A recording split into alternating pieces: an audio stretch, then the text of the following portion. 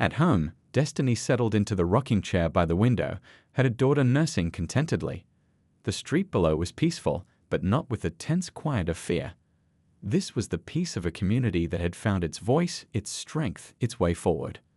Aunt May brought her a cup of tea, sitting nearby to admire her great niece.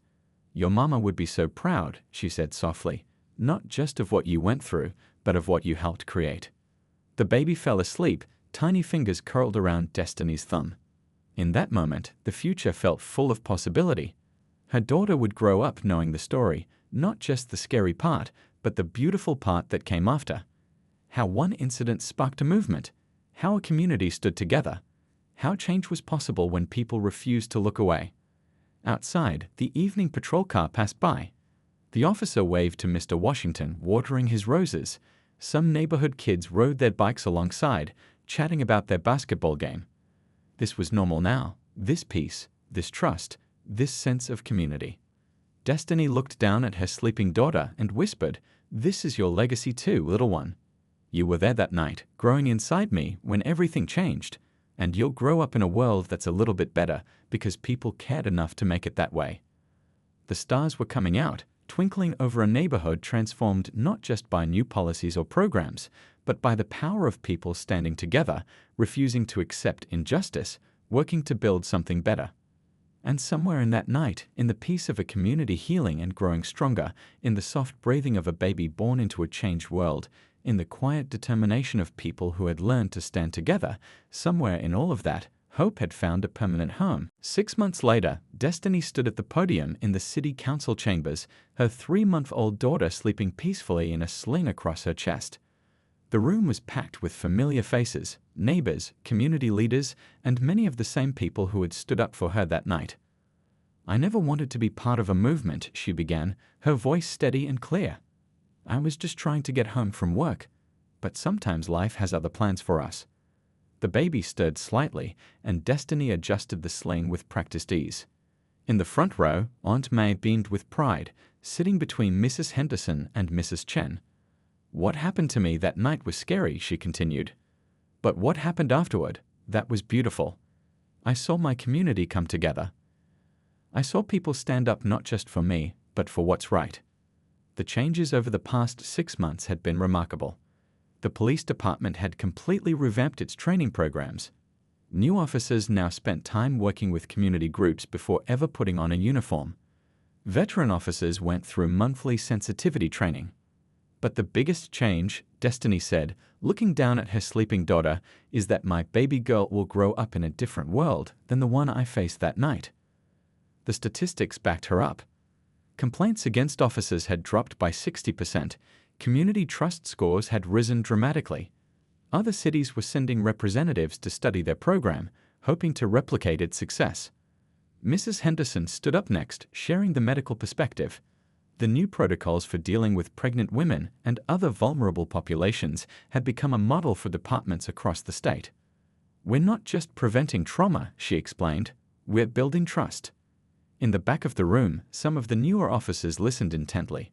They were part of the first class to go through the reformed training program.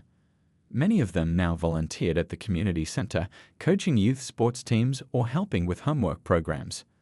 The baby woke up during the applause, her tiny face peeking out from the sling. Someone in the audience called out, "There's our littlest activist," bringing warm laughter from the crowd. After the council meeting, people gathered in the community center. The walls were covered with photos showing the changes of the past months, community police meetings, youth programs, joint volunteer projects. In the center was a large picture from that crucial night, reminding everyone how it all began. "Look at this," Aunt May said, showing Destiny a text message. Another city wanted to implement their community oversight model. The ripples were spreading wider every day. The Young Mothers Group had grown into a powerful advocacy organization. They didn't just support each other through pregnancy and parenthood anymore. They worked on community issues, voted as a bloc in local elections, made their voices heard. "Remember when you first joined us?" one of the mothers asked Destiny. "Now look at you, testifying at city council with a baby on your chest. That's what real change looks like." The baby started fussing, ready for her feeding. Destiny found a quiet corner, thinking about how different things were now. Police cars passed through the neighborhood regularly, but now they were familiar faces. Officers knew residents by name, asked about their families, became part of the community fabric. Mr. Washington, now head of the Community Oversight Board, stopped by with an update. "We just approved the new Citizen Ride-Along program," he said proudly. Officers suggested it themselves. They want people to see what they do, and they want to learn from the community. As evening approached, Destiny walked home with her daughter, surrounded by neighbors as always. But now the walk felt different. Every step reminded her of how far they'd come. The mural across from her building had been completed months ago. It showed a community standing together, hands raised not in surrender but in unity. Below it, children played without fear, seniors sat chatting on their porches, and police officers walked their beats as part of the neighborhood, not apart from it. Back at home, Aunt May had put together a scrapbook. News clippings, photos, community meeting notes, the whole story of how one frightening night had turned into something powerful. "Your baby's going to want to know this story someday," Aunt May said, carefully pasting in another article. "Going to want to know how their mama helped change things." The Young Mothers group had grown, with new members joining every week. They didn't just talk about pregnancy and babies anymore. They discussed community involvement, advocacy, making their voices heard. "We're stronger together" became their unofficial motto. 1 month after the chief's announcement, the first community police basketball game was held at the local park. Officers out of uniform, playing alongside residents, sharing lunch afterward. Small steps, but important ones. Destiny watched from the sidelines, her hand on her belly, feeling her baby move to the sounds of laughter and friendly competition. Mrs. Henderson sat beside her, keeping a watchful eye as always. "You know what the best part is?" Mrs. Henderson said, gesturing to the scene before them. "This isn't just for show. This is real change, happening right in front of us." The sun was setting as the game ended, casting long shadows across the court. Players from both sides shook hands, made plans for next time. Children ran around, no longer afraid of the uniforms. As Destiny walked home that evening, surrounded by neighbors, she thought about justice. Not just the kind that comes from courts and settlements, but the kind that grows from communities coming together, from people standing up for what's right, from small changes adding up to something bigger. Her baby kicked again, as if in agreement. This was their legacy now, not just a story of what went wrong, but a story of how people came together to make it right. The police chief stood at the podium, cameras flashing, reporters waiting. The community hall was packed. Residents, activists, local leaders, all there to hear what changes would come from this incident. First, the chief began, his voice carrying across the hushed room, "I want to apologize to Miss Williams." He turned to where Destiny sat with her aunt in the front row. "What happened to you was wrong. Not just as a pregnant young woman, but as a human being deserving of dignity and respect." Destiny felt her baby move as she listened. 7 months pregnant now, her hand resting protectively on her growing belly. The past few weeks had been a whirlwind of meetings, statements, and decisions that would affect not just her life, but her entire community. The chief continued, outlining the changes. "Officer Barrett has been terminated from the force, effective immediately. But that's just the beginning. We're implementing mandatory de-escalation training, expanding our community oversight board, and creating new protocols for interactions with pregnant women and vulnerable populations." In the audience, Mrs. Henderson nodded approvingly, her phone recording every word. The retired nurse had become a fierce advocate, working with the department to develop these new protocols. Furthermore, the chief announced, "We're establishing an independent review committee. Half its members will be community representatives chosen by the neighborhood councils."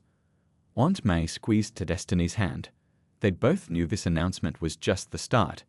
The lawyers had been working tirelessly, building a case that went beyond one incident to address systemic issues. After the press conference, people gathered in small groups, discussing the changes. The Young Mothers Support Group had brought cookies and juice, turning the serious event into something more like a community gathering. "You did this," Mrs. Chen told Destiny, hugging her gently. "You stood your ground, and look what happened." The changes came quickly after that. New training programs started at the police academy. Officers began attending community meetings, not to police, but to listen and learn. The oversight board met weekly, reviewing complaints and suggesting improvements. At Thompson's Market, Mrs. Chen had turned part of the bulletin board into a community information center. Know Your Rights pamphlets sat next to announcements for neighborhood meetings. Pictures of successful police-community partnerships shared space with contact information for advocacy groups.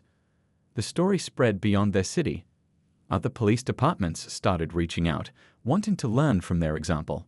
News crews came from across the country to document what they called the Destiny Effect, how one incident had sparked real change. One afternoon, Destiny sat in the community center watching new officers go through cultural sensitivity training. The instructor was someone she knew, a longtime resident who'd experienced similar problems in the past. Remember, the instructor said to the officers, every person you stop is someone's child, someone's family member, someone's neighbor. They deserve to be treated with respect. The baby kicked and Destiny smiled. Her child would grow up in a different world than the one she faced that night. Not perfect, maybe, but better. At the next community meeting, the new oversight board presented their first month's findings. Complaint responses were faster. Officer behavior was improving. Trust was slowly being rebuilt. But we can't get comfortable, Mrs. Henderson reminded everyone. Change takes constant work. The lawyers called with updates regularly. The civil case was moving forward, but it wasn't just about money anymore. It was about creating lasting change, setting precedents that would protect others. One evening, as Destiny walked home from work, now accompanied by her aunt's insistence, she noticed something different. The police car that passed didn't make her tense up. The officer inside waved, and she found herself waving back. "That's Officer Rodriguez," called out Mr. Washington from his garden. "She comes to our neighborhood meetings. Even helped start a youth program at the community center." The changes weren't just in policies and procedures. They were in small moments, in rebuilt trust, in community connections growing stronger. At her next doctor's appointment, Destiny heard her baby's heartbeat, strong and steady. The doctor smiled, noting how much healthier her blood pressure was now compared to right after the incident. "You're doing great," the doctor said. "Both of you are." The evidence kept mounting. Barrett's precinct records showed a history of excessive force complaints. His dashboard camera had malfunctioned during several crucial encounters. Fellow officers, speaking anonymously at first, then more openly, shared stories of concerning behavior they'd witnessed. "We should have spoken up sooner," one officer admitted to Internal Affairs. "We saw the signs. We just didn't want to rock the boat." The investigation reached beyond Barrett. Other officers' records were pulled, patrol patterns examined, complaint procedures scrutinized. The whole system was under the microscope now. In the end, it wasn't just about one officer or one incident. The investigation revealed cracks in the foundation, training that needed updating, policies that needed changing, oversight that needed strengthening. At the community center, people kept meeting, sharing stories, supporting each other. What had started as anger over one incident had grown into something larger, a movement for lasting change. The baby kicked as Destiny read through another update from the investigation. She thought about the future, about the world her child would grow up in. Maybe, just maybe, it would be a little bit better because people had finally stood up and said enough. Mrs. Henderson sat with her, reviewing the latest findings. "You know," she said softly, "sometimes it takes one moment, one person, to make everyone see what's been happening all along. Your baby's going to be proud of what you started." The investigation wasn't over, but the truth was finally coming to light. And with each revelation, each piece of evidence, each shared story, the path forward became clearer. This wasn't just about punishment, it was about prevention, about change, about making sure no one else would have to go through what Destiny did. The investigation moved faster than anyone expected. By the third day, Internal Affairs had taken over the case, and the truth began spilling out like water from a broken dam. In the precinct's conference room, Chief Thompson sat with a stack of files in front of him, each one containing a complaint against Officer Barrett. The chief's face grew grimmer with each page he turned. Next to him, the Internal Affairs investigator kept taking notes, her pen moving rapidly across her notepad. 10 complaints in the past year alone, she said, looking up from her notes. All following the same pattern, all dismissed without proper investigation. The chief rubbed his temples. The videos of Destiny's encounter had now been viewed millions of times. His phone hadn't stopped ringing since that night. Reporters, community leaders, politicians, all wanting answers. Meanwhile, at the community center, residents gathered to share their own stories. The meeting room was packed, with people standing along the walls and spilling out into the hallway. "He stopped my son last month," one mother said, her voice shaking. "Just for walking home from basketball practice. No reason given." Another resident stood up. "My daughter too. She was just getting books from her car. He said she looked suspicious." The stories kept coming, one after another. Some people had filed complaints. Others hadn't, believing nothing would change. But now, with Destiny's incident captured from multiple angles, with the whole world watching, everything was different. Back at the police station, Officer Barrett's body camera footage told its own story. The camera, which should have been activated as soon as he approached Destiny, hadn't been turned on until after the sergeant arrived. This wasn't the first time his camera had mysteriously failed to record an encounter. The Internal Affairs investigator dug deeper. She found a pattern in Barrett's patrol records. Certain neighborhoods visited more frequently, certain types of people stopped more often. The numbers painted a clear picture of bias. "Look at this," she said, spreading out a map on the chief's desk. Red dots marked every questionable stop Barrett had made in the past year.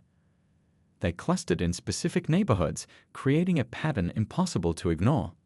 At Destiny's apartment, her aunt sat with the lawyers, sharing screenshots of messages she'd received from other families. "These all happened in the last 6 months," she explained, passing over her phone. "Everyone was afraid to speak up before. But now?" The lawyers nodded, adding the screenshots to their growing file. They'd been working around the clock, building a case that went far beyond one incident with a pregnant teenager. This was about systemic issues, about patterns of behavior that had gone unchecked for too long. Mrs. Henderson had organized a group of retired nurses and teachers to help document everything. They sat at her dining room table, sorting through statements, organizing evidence, creating a timeline of similar incidents. "It's like a puzzle," Mrs. Henderson said, pinning another piece of paper to her wall. "Each story connects to another, and it all leads back to the same problems." The investigation revealed more than just Barrett's actions. It exposed failures in training, gaps in oversight, breakdowns in the complaint process. Each revelation pushed the department closer to unavoidable change. In the chief's office, the phone rang again. This time it was the mayor, demanding updates. The story had become too big to handle quietly, too public to sweep away. "We need to make this right," the mayor said, her voice tired but determined. "Not just for this young woman, but for everyone who's been afraid to walk their own streets." The Internal Affairs investigator worked late into the night, her desk lamp casting shadows on the walls. She found old complaints that had been buried, witness statements that had been ignored, patterns that should have raised red flags years ago. In the community, more voices joined the chorus. Business owners shared security camera footage from past incidents. Teachers talked about students who'd changed their routes to school, afraid of certain officers. Each story added another piece to the puzzle. At Thompson's Market, Mrs. Chen had posted the security camera footage from the night of the incident. It showed Destiny clearly in her uniform, clocking out at her usual time. "This is one of our own," Mrs. Chen told reporters. "A good girl, working hard, trying to make a life for herself and her baby. How dare anyone make her feel unsafe?" A text came through from her young mother's support group. They were organizing a peaceful demonstration for the weekend. "We're calling it Stand with Destiny. But only if you're comfortable with that," the message read. "We want to show that young mothers deserve respect and protection, not suspicion and force." Outside, the street had become a makeshift community gathering place. Neighbors set up chairs on porches, sharing videos, planning their testimonies, organizing their response. Children drew pictures of support in chalk on the sidewalk. Local artists started painting a mural on the building across the street. "Remember what we always say in our house?" Aunt May asked, sitting beside Destiny on the bed. "Everything happens for a reason." Destiny nodded, watching another news segment about her story. Maybe the reason was bigger than her. Maybe her baby would be born into a world slightly better than it was yesterday, thanks to a community that refused to stay silent. Her phone buzzed one more time. A message from Mrs. Chen. When you're ready to come back to work, we're putting up a sign. This business proudly supports our community heroes. You're one of them now, sweetheart. You and that brave little baby of yours. As the sun set on the second day, Destiny realized that what had started as one officer's biased action had awakened something powerful, a community's determination to protect its own, to demand better, to stand together against injustice. Her story was no longer just hers. It belonged to everyone who had raised their voices, lifted their phones, and said, "Not here. Not anymore." By sunrise the next morning, the videos had spread like wildfire across social media. Destiny woke up to the sound of her aunt talking on the phone in the kitchen, her voice mixing with the morning news playing on TV. She could hear her own name being mentioned by the news anchor. "Yes, that's right. My niece, 6 months pregnant," Aunt May was saying into the phone. "No, she's resting now. The doctor wants her to take it easy for a few days to keep her blood pressure down." Destiny sat up slowly in bed, her hand automatically going to her belly. The baby moved, gentler now than during last night's chaos. The events of the previous evening felt almost like a bad dream, except for the lingering ache in her shoulders and the constant buzz of her phone with messages of support. Her phone screen was filled with notifications. The local community Facebook group had exploded with activity. Someone had started a hashtag with her name, and it was trending. Mrs. Chen had sent her a message saying not to worry about her shift today. Her job would be waiting when she felt better. A soft knock at her door. "Honey, you awake?" Aunt May poked her head in. "How are you feeling?" "I'm okay," Destiny said, though her voice shook slightly. "The baby's been moving normally." Aunt May sat on the edge of the bed, placing a gentle hand on Destiny's belly. "The lawyer's coming by at 10. And you wouldn't believe how many reporters want to talk to us." She paused, studying her niece's face. "But we don't have to talk to any of them if you don't want to." Before Destiny could respond, her phone buzzed again. It was Mrs. Henderson sending a link to a news article. The headline read, "Pregnant teen confronted by officer. Community stands united." The article included screenshots from various videos taken the night before. There she was, hands raised, her pregnant belly visible in her work uniform. Another image showed the crowd of neighbors, phones raised, standing their ground. The story had already been picked up by national news outlets. "Your mom would be so proud of how brave you were," Aunt May said softly, wiping away a tear. "And she'd be ready to fight just like I am." A text came through from her school principal. "Take all the time you need. Your teachers will work with you. We're all behind you." Downstairs, they could hear voices gathering. Neighbors had been bringing food since dawn, casseroles, fresh bread, fruit baskets. The hallway smelled like Mrs. Garcia's famous chicken soup. The community center's Young Mothers group had sent a care package filled with pregnancy tea, bath salts, and comfort items. Around noon, local civil rights organizations began holding press conferences. Community leaders spoke about similar incidents, about the need for change, about how this time they had irrefutable evidence. Video clips played on repeat on local news. Mrs. Henderson standing her ground, Mr. Washington speaking up, Mrs. Chen rushing to verify Destiny's employment. "Look at this," Aunt May said, showing Destiny her phone. A local university's law clinic had offered to take their case pro bono. 3 different civil rights organizations wanted to help. The police department was facing mounting pressure to address not just this incident, but years of similar complaints. The baby kicked as Destiny watched more coverage unfold on TV. She saw her own neighborhood transformed into a symbol of resistance and unity. The reporters interviewed her neighbors, who spoke about her character, her hard work, her dedication to her community. "She helps me clean the community center every weekend," one resident said on camera. A pregnant teenager, working, studying, and still finding time to volunteer. And this is how she gets treated. Local businesses started showing support. Thompson's Market announced they were putting up signs supporting their employee. The owner of the coffee shop next door declared they wouldn't serve police officers until there was accountability. Other stores followed suit. By evening, the story had gone national. Major news networks were running the footage. Social media couldn't get enough of the small community that stood up to protect one of their own. Hashtags demanding justice trended nationwide. Your doctor's appointment is tomorrow, Aunt May reminded her, bringing in a tray with dinner. Mrs. Henderson wants to come with us just to make sure everything's okay medically. More messages kept coming in. Support from other pregnant women who'd faced discrimination, encouragement from civil rights activists, calls for police reform from political leaders. Each notification represented another voice joining the chorus demanding change. The baby moved again, and Destiny thought about how this story would be told someday. How her child would learn about the night their community surrounded them with protection and love. How one frightening moment had transformed into a powerful movement. As if in agreement, the baby gave another strong kick. This time, Destiny managed a small smile, rubbing her belly gently. "It's okay, little one," she whispered. "We're okay now." The crowd had started to thin slightly, but many stayed, forming a protective circle around their young neighbor. They shared their videos, exchanged phone numbers for witness statements, offered words of support and encouragement. "You should have seen how she helped my grandson with his reading," one elderly resident told the officer taking statements. "Sits with him on these very steps every Tuesday after school.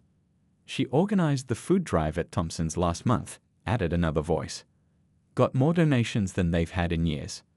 Each voice added another thread to the tapestry of Destiny's life in the neighborhood, creating a picture very different from whatever suspicious activity Officer Barrett had claimed to be investigating. The sergeant approached the steps where Destiny sat, his manner professional but kind. "Miss, we'll need you to come down to the station tomorrow to file a formal statement. But for now, I think you should get some rest and maybe get checked out by a doctor." Aunt May stood up, her voice firm. "Oh, she'll make a statement all right. And so will every single person who witnessed this. Every single one." As an ambulance arrived to check Destiny's vitals, Mrs. Henderson's insistence, the night air filled with the murmur of neighbors sharing their contact information, organizing their evidence, planning their response. What had started as a frightening confrontation had transformed into a powerful demonstration of community solidarity. Destiny leaned against her aunt, exhausted but grateful, feeling her baby's movements gradually become calmer. Looking around at all the familiar faces, Mrs. Chen closing up her store early to be here, Mr. Washington finally remembering to turn off his hose, Mrs. Henderson directing the paramedics with professional authority, she realized that while Officer Barrett had seen a suspicious figure, her neighbors had seen what she really was. A young woman working hard to build a future, surrounded by a community that refused to stay silent in the face of injustice. Time seemed to slow down as the sergeant approached, his steps measured and deliberate. The crowd had grown larger, their phones still recording every moment. The air felt electric with tension as Destiny's arms trembled from being held up for so long. "She was just walking home," Mrs. Henderson spoke up, her voice carrying the weight of decades of authority. "I've known this child since she was knee-high. She lives right here with her Aunt May, works at Thompson's Market down the street." The sergeant turned to Officer Barrett. "Lower your hand from your weapon," he commanded quietly but firmly. Then to Destiny, his voice gentler. "Young lady, you can lower your arms now, nice and slow." Destiny's arms felt like lead as she carefully lowered them, her shoulders aching from the strain. The baby gave a strong kick, as if sensing the slight release of tension, and she instinctively placed a hand on her belly. "Don't move." Officer Barrett snapped, taking a step forward, but the sergeant held up a hand to stop him. "That's enough, Barrett," the sergeant said sharply. Then to Destiny, "Are you experiencing any pain? Should we call an ambulance?" Before Destiny could answer, the building's front door burst open. Aunt May rushed out, still wearing her salon apron, her face a mix of fury and fear. "What are you doing to my niece?" she demanded, moving toward Destiny. "Ma'am, please stay where you are," the sergeant called out, but his tone was respectful. "We're sorting this out." Aunt May stopped, but her voice carried clearly through the evening air. "I've been watching from upstairs. She was just walking home from work, like she does every single day. She's pregnant, for heaven's sake." More neighbors had joined the crowd. Old Mr. Washington had moved closer, his garden hose still running forgotten in his yard. "We all know this young lady," he said, his voice carrying the dignity of his 80 years. "She helps carry my groceries every Sunday after church." Mrs. Chen appeared, slightly out of breath from running from the market. Destiny just left work 20 minutes ago, she announced, holding up her store keys as if they were proof. I'm the owner of Thompson's Market. She's one of my best employees. The sergeant turned back to Officer Barrett. What exactly was your probable cause for stopping this young woman? Officer Barrett shifted uncomfortably, aware of the dozens of phones still recording. Received a call about suspicious activity in the area. Subject matched the description. What description? Mrs. Henderson challenged, her phone still steady in her hand. A pregnant teenager in a store uniform walking home from work. The baby kicked again, harder this time, and Destiny couldn't hold back a small gasp. Mrs. Henderson was at her side immediately, her nurse's instincts taking over. Let's get you sitting down, honey. This stress isn't good for either of you. She's not going anywhere. Officer Barrett started, but the sergeant cut him off. Barrett, back to your vehicle. Now. The sergeant's voice left no room for argument. To the third officer who had arrived, get her statement and ID, but she can sit down while you do it. Mrs. Henderson and Aunt May helped Destiny to the building's front steps. Her legs felt shaky and her heart was still racing. The baby was moving constantly now, responding to all the adrenaline coursing through her system. Deep breaths, honey, Mrs. Henderson coached, taking Destiny's pulse with practiced fingers. Try to calm down. Think about your little one. Aunt May sat close, her arm protective around Destiny's shoulders. I've already called our lawyer, she whispered. And look, the whole neighborhood is witness. Indeed, the scene had been captured from every angle. Phones were still recording as the sergeant spoke quietly but intensely to Officer Barrett by the patrol car. Mrs. Chen was showing the third officer Destiny's employee records on her phone. Neighbors were sharing their videos, making sure everyone had backup copies. The young officer taking Destiny's statement was gentle, his notepad ready. Can you tell me exactly what happened, miss? Destiny took a deep breath, feeling her baby settle slightly as she calmed down. She described her walk home, her work uniform still visible proof of her story. As she spoke, more details emerged from the crowd. I saw the whole thing from my window, called out a voice. She had her hands up the entire time. I got it all on video, starting from when he first pulled up, added another neighbor. Mrs. Henderson hadn't left Destiny's side, her medical training evident in the way she monitored her young patient. Your blood pressure is probably through the roof right now, she murmured. We should get you checked out, make sure the baby's okay. Officer Barrett's eyes darted around, taking in the growing crowd, the phones, the faces in the windows. His jaw clenched and unclenched. Something in his demeanor shifted, almost imperceptibly, as he realized how many witnesses surrounded him. A siren wailed in the distance, growing closer. Someone had called for backup, or maybe they'd called to report him. The air was thick with tension, broken only by the sound of cars slowing down as they passed, people stopping to watch, to record, to witness. Mrs. Henderson had moved to stand near Destiny, close enough to catch her if she stumbled but not so close as to provoke the officer. Young lady, she said loudly enough for everyone to hear, are you experiencing any cramping, any pain? Do you need medical attention? The question brought fresh tears to Destiny's eyes. Yes, her back ached from standing with her arms raised. Yes, her heart was racing too fast. Yes, she was terrified about what all this stress might be doing to her baby. But she just shook her head slightly, afraid to speak. The distant siren grew louder, and then another joined it. Red and blue lights reflected off the windows of nearby buildings. A second patrol car rounded the corner, followed by a third. Officer Barrett's backup had arrived, but so had his supervisors. As the new officers approached, Destiny could see the mix of confusion and concern on their faces. One of them, an older officer with sergeant's stripes, took in the scene, a visibly pregnant teenager with her hands in the air. A crowd of angry neighbors with recording phones, and Officer Barrett still standing in his aggressive stance. What exactly is going on here? The sergeant asked, his voice cutting through the tension like a knife. And that's when everything began to change, though not in the way Officer Barrett had probably expected when he first pulled up beside a pregnant teenage girl walking home from work. Destiny was just steps away from her building's entrance when the police cruiser's lights suddenly flooded the darkening street with flashing blue and red. Her heart jumped as the vehicle pulled up beside her, but she took a deep breath, remembering her aunt's advice. Stay calm, be respectful, keep your hands visible. The cruiser's door opened and Officer Barrett stepped out. Even in the dim evening light, Destiny could see the hard set of his jaw, the way his hand rested near his belt. Something about his stance made her stomach tighten with anxiety. "Stop right there," he barked, his voice sharp enough to make a couple walking their dog across the street pause and turn. "Put your hands where I can see them." Destiny slowly raised her hands, careful to keep her movements steady. "Officer, is something wrong?" Her voice came out steadier than she felt, that her heart was pounding so hard she wondered if he could hear it. "I said don't move."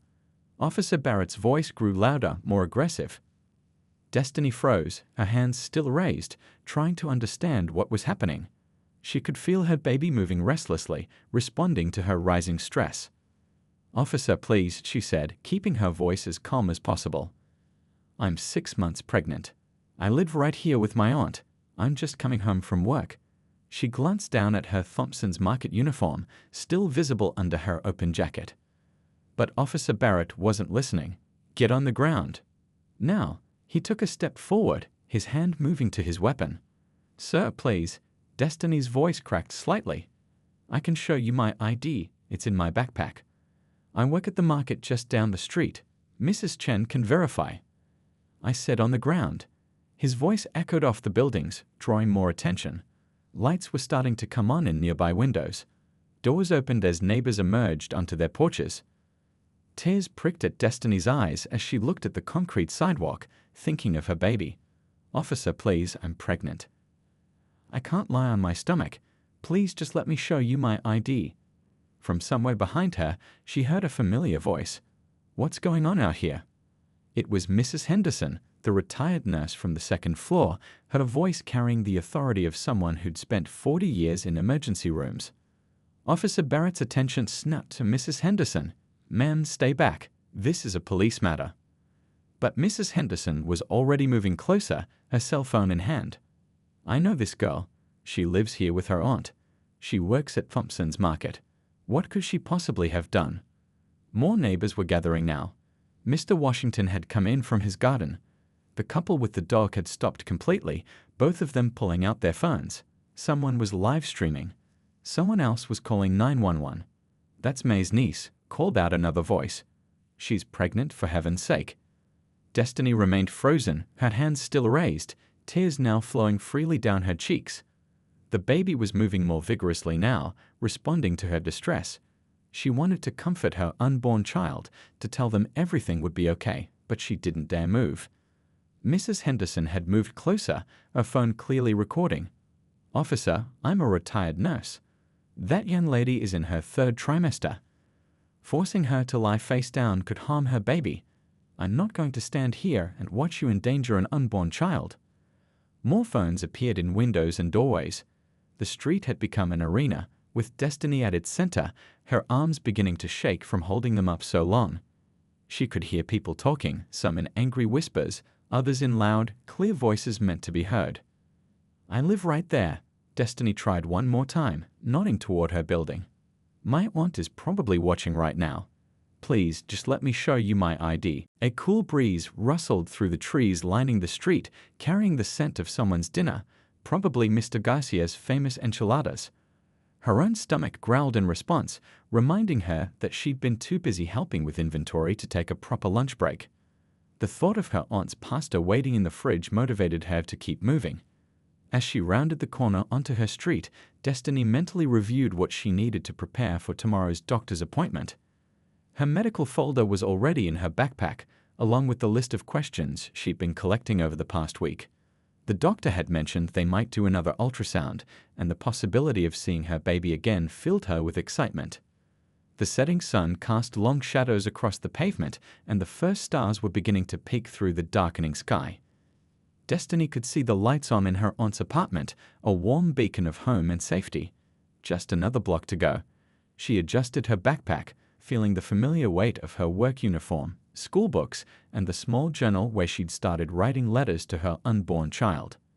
Young mothers weren't unusual in her neighborhood, but Destiny was determined to be more than a statistic. She had plans. finish high school, start community college courses, maybe even open her own business someday. Her baby wouldn't be a roadblock to her dreams. Instead, they would be the reason to dream bigger, work harder, reach further. The streetlights buzzed to life as she approached her building, casting pools of yellow light on the sidewalk. Tomorrow would be another busy day, but Destiny felt ready for whatever challenges it might bring. She had her aunt's support, her community's encouragement, and most importantly, her own determination to succeed.